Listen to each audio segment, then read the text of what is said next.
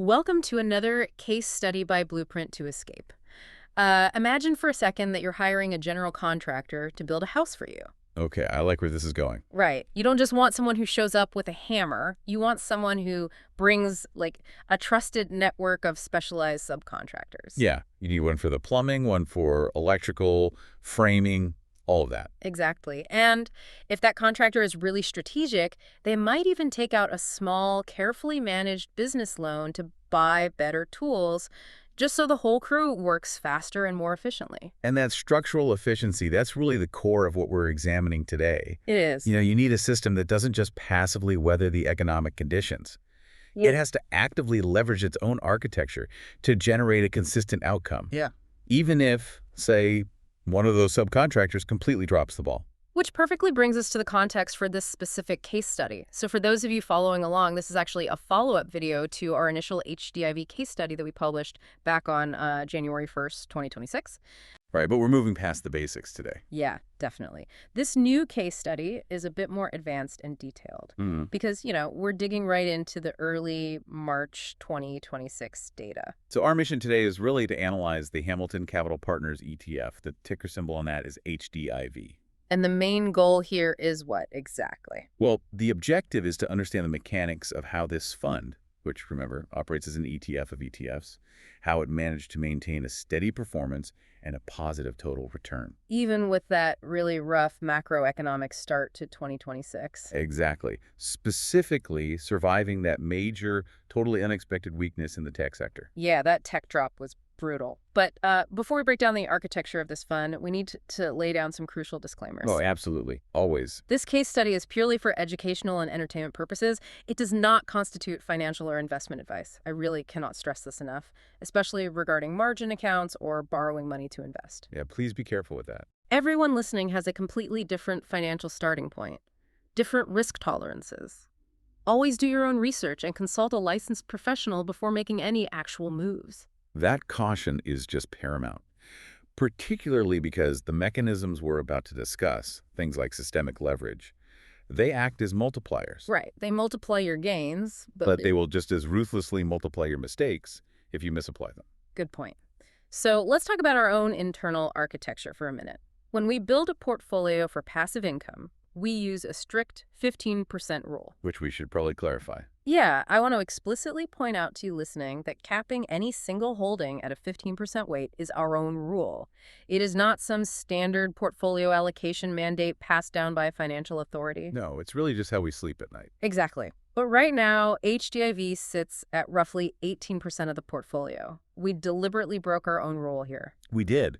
And the mechanics of that rule break are actually really important to dissect. It wasn't just a sudden lapse in discipline. Right, we didn't just get greedy. No, it's really a two-part phenomenon driven by market mathematics and, well, long-term conviction.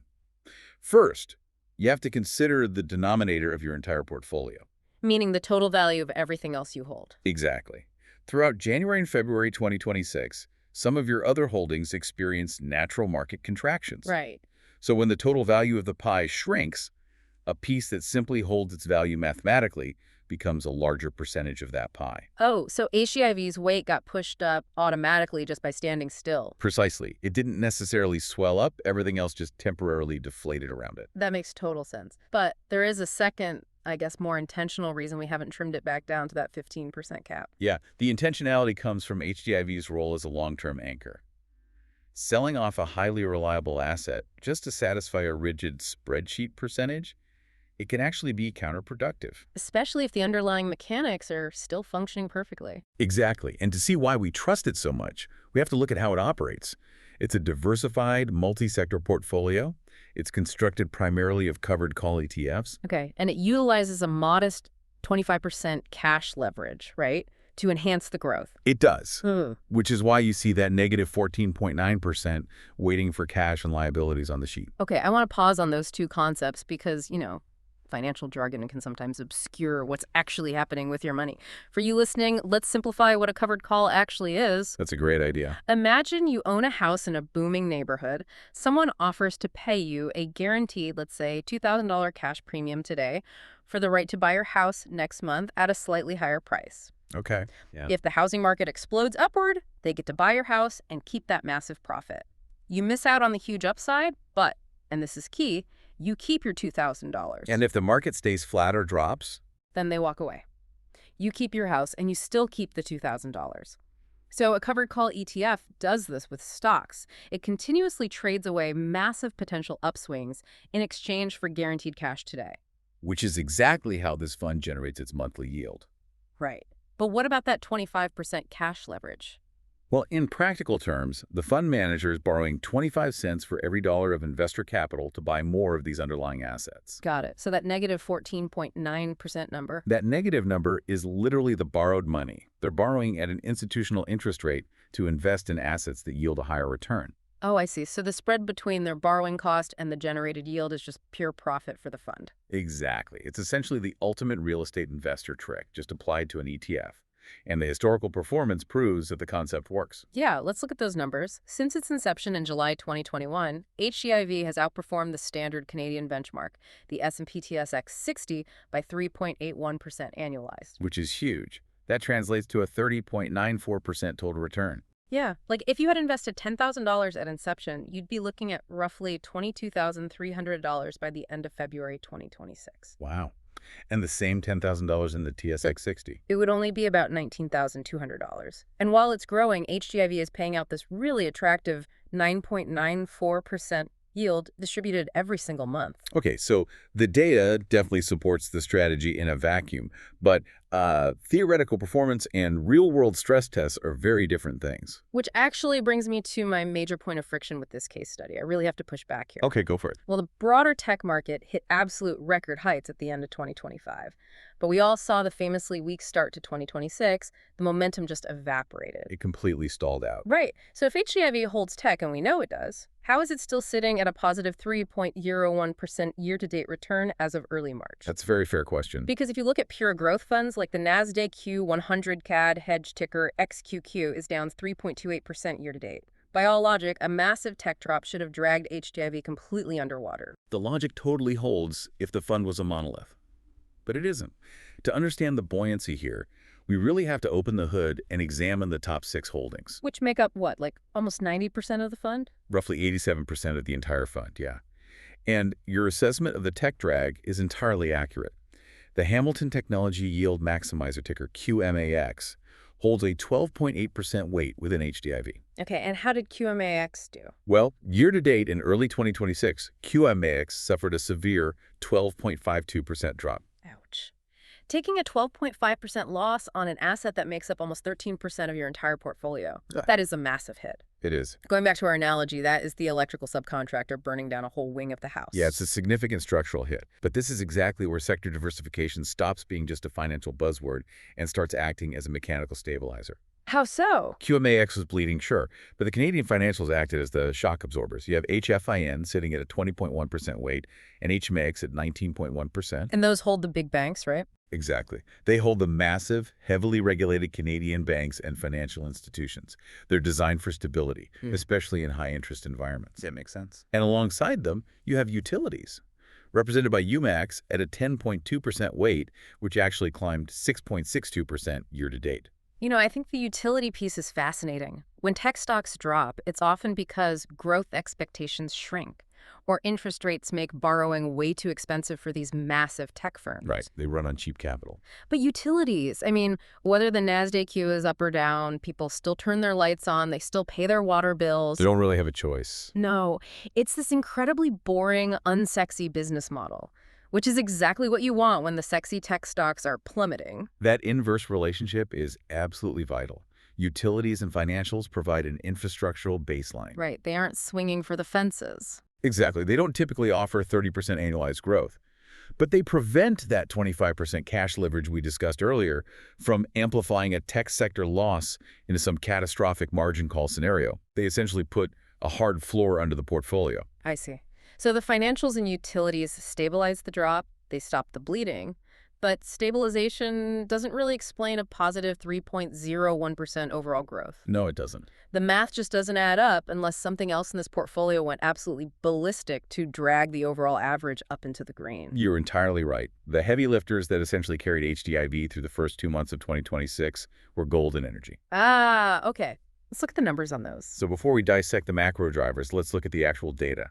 AMAX, which is the gold producer ETF, carries a 20.0% weight in the fund. It was up 8.43% year-to-date. That's a solid bump. It is. And then EMAX, the energy ETF, sitting at a 16.2% weight, surged an incredible 23.02% year-to-date. Wait, really? A 23% jump in an established sector in just 8 weeks? Yep, it was massive. Okay, we need to go deeper into the underlying mechanics here.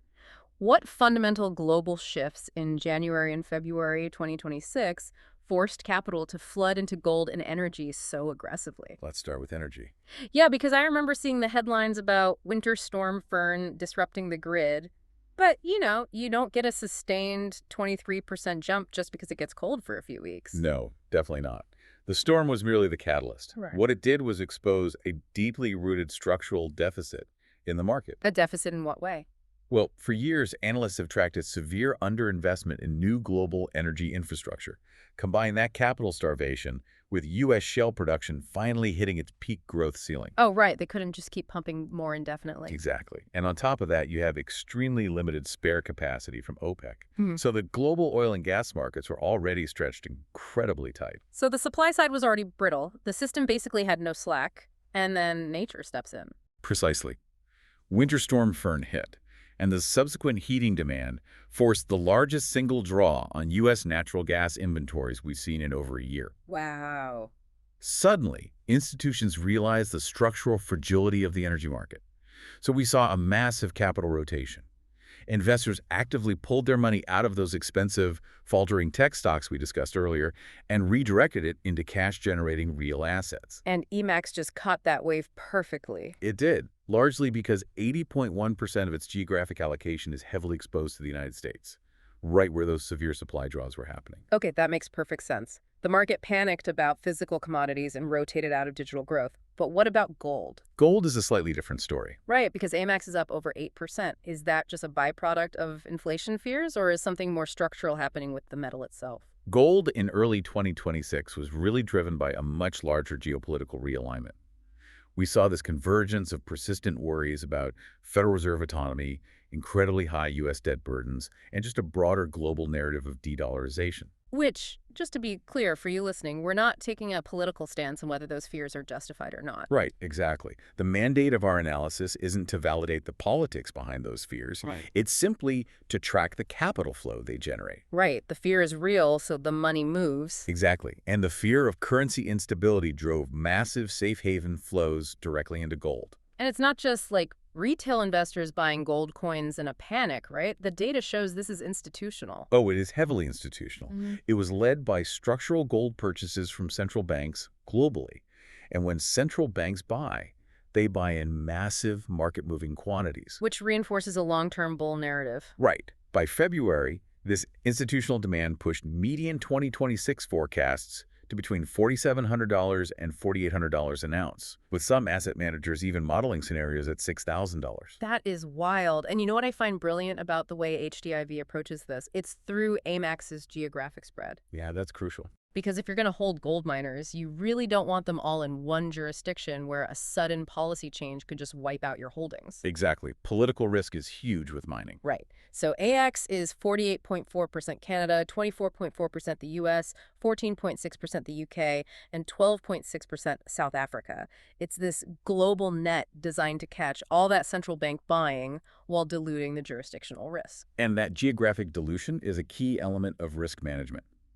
It ensures that the overall performance of the asset isn't tied to the regulatory whims of a single government. Yeah, it's really smart. So if we zoom out from the weather events and the central bank maneuvers, how does this tactical luck translate into a long-term, reliable strategy?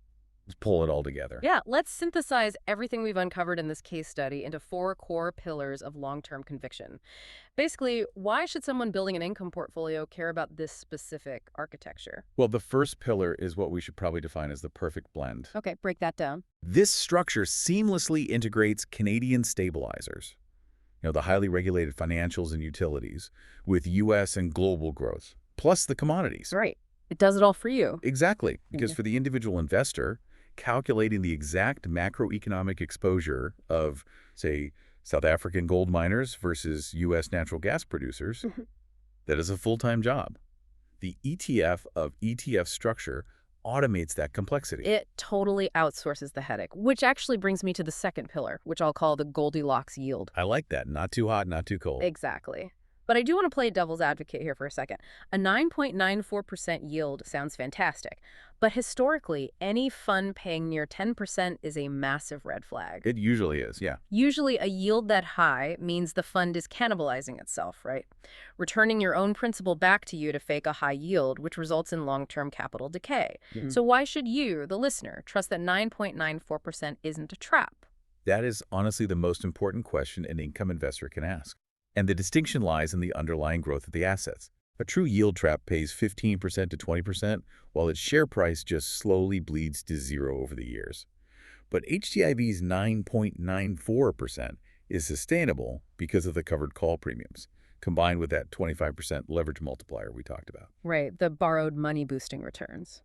Yes, and when you combine that with the actual appreciation of assets like gold and energy, they generate enough total return to cover the distribution while keeping the principal intact. Oh, I see. It's skimming the true profit off the top rather than eating the foundation of the house. Exactly, which means your initial capital actually survives to compound over time. That is huge. And it ties directly into the third pillar, dynamic evolution. Because markets change constantly, right? A portfolio built perfectly for 2026 might be totally obsolete by 2028. Well, definitely. So how does this fund avoid becoming a dinosaur? It adapts through active management of the underlying strategies. For example, the management team recently introduced AMAX ETFs into the portfolio architecture, Which ones specifically? specifically CDA at an 8% weight and QDA at a 1.6% weight. Okay, let's clarify that for the listener really quick. We talked earlier about how standard covered calls trade away all that massive upside for a flat fee. How does DAMAX fix that limitation? Well, instead of blindly writing covered calls that lock the fund out of major rallies, DAMAX strategies actively manage the option positions. So they're a bit more hands-on. Very hands-on. Hmm. On days when the market shows strong positive momentum, they might close out the calls entirely or write them further out of the money. Oh, so it allows the fund to capture more of the underlying asset's upward trajectory when things are running hot? Exactly. It's essentially an engine that upgrades its own parts to become more efficient while it's still running. It's incredible mechanics, honestly. And that perfectly sets up our fourth and final pillar, reputation and peace of mind. Which is often undervalued by investors. Definitely. When you are looking for a solid starting point for an income journey, the historical reputation of the management team, in this case Hamilton Capital Partners, it makes this a standout consideration. For sure. Because trusting the architects of the fund to navigate the macroeconomic environment means you don't have to day trade your own retirement accounts. Which is exhausting. The value of that time saved really cannot be overstated. By relying on a constructed auto-balancing fund, the individual investor frees up their most valuable asset. Their own time and mental bandwidth. Absolutely.